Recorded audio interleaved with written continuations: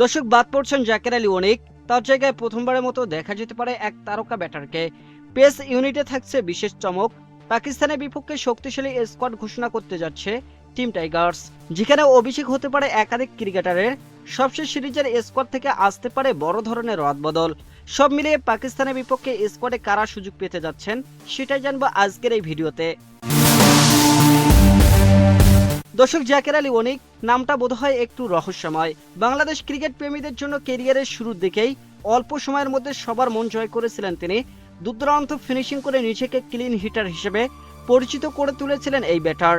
কিন্তু হঠাৎ করে যেন ছন্দপতন।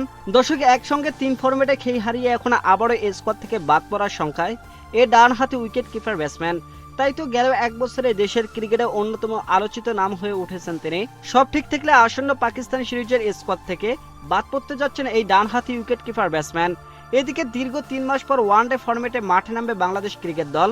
সবশেষ ওয়েস্ট ইন্ডিজ ক্রিকেট দল এর বিপক্ষে সিরিজের পর আর খেলা হয়নি একদিনের ক্রিকেটে। তাই এতদিন পর কেমন হবে স্কোয়াড তা নিয়ে সবার কৌতূহল তুঙ্গে। এই সিরিজে দলের টপ অর্ডারে বড় পরিবর্তনের সম্ভাবনা রয়েছে। দুই বাঁহাতি ব্যাটার সৌম্য সরকার এবং তানজিদ হাসান তামিমকে দেখা যেতে পারে ওপেনিং পজিশনে। সর্বশেষ সিরিজের সর্বোচ্চ রানের মালিক ছিলেন সৌম্য সরকার। অন্যদিকে সম্প্রতি ব্যাট হাতে দারুণ সময় পার করছেন তানজিদ হাসান তামিম। দর্শক এই দুজনের সঙ্গে টি-20 অভিজ্ঞ লিটন কুমার দাস এবং টেস্ট অধিনায়ক নাজমুল হোসেন শান্তকেও দেখা যেতে পারে স্কোয়াডে। লিটন কুমার দাস দীর্ঘদিন পর ওয়ানডে ফরম্যাটে ফিরতে পারেন, সেক্ষেত্রে শান্তকে মূল দায়িত্ব সামলাতে হবে। পাকিস্তানের বিপক্ষে তার পারফরমেন্সের উপর অনেকাংশ দলের সাফল্য নির্ভর করবে। এছাড়া সুযোগ পেতে পারেন সাইফ হাসান। মিডল অর্ডারে থাকছেন তৌহিদ হৃদয়। বিপিএল এর রংপুর রাইডার্সের জার্সিতে অসাধারণ সময় কাটানোর পর বিসিএলেও করেছেন সেঞ্চুরি। সব মিলে তার দলে থাকা স্বস্তির খবর কোচ ফিল সিমন্সের জন্য। তবে বাকি নামগুলো নিয়ে দ্বিধায় পড়তে হবে নির্বাচকদের। দর্শক wicket keeper batter Nurul Hasan Sohan আন্তর্জাতিক ক্রিকেটের পাশাপাশি সর্বশেষ বিপিএল কিংবা চলমান বিসিএলেও নিজের সেরাটা দিতে পারেননি।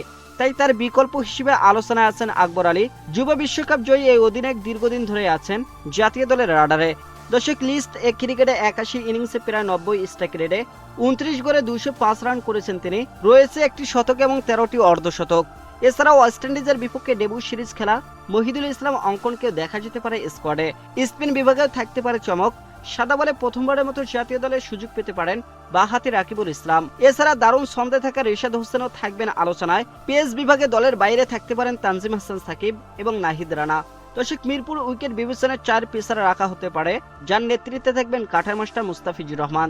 তার সঙ্গে থাকতে পারেন বিপিএল এর সর্বোচ্চ উইকেট শিকারী শরীফুল ইসলাম ও তাসকিন আহমেদ এবং হাসান মাহমুদ। দর্শক সব মিলে পাকিস্তানের বিপক্ষে বেশ কিছু চমক নিয়ে স্কোয়াড ঘোষণা করতে যাচ্ছে বাংলাদেশ। এখন দেখার বিষয় শেষ পর্যন্ত কারা জায়গায় পায় আর কারা বাদ পড়েন।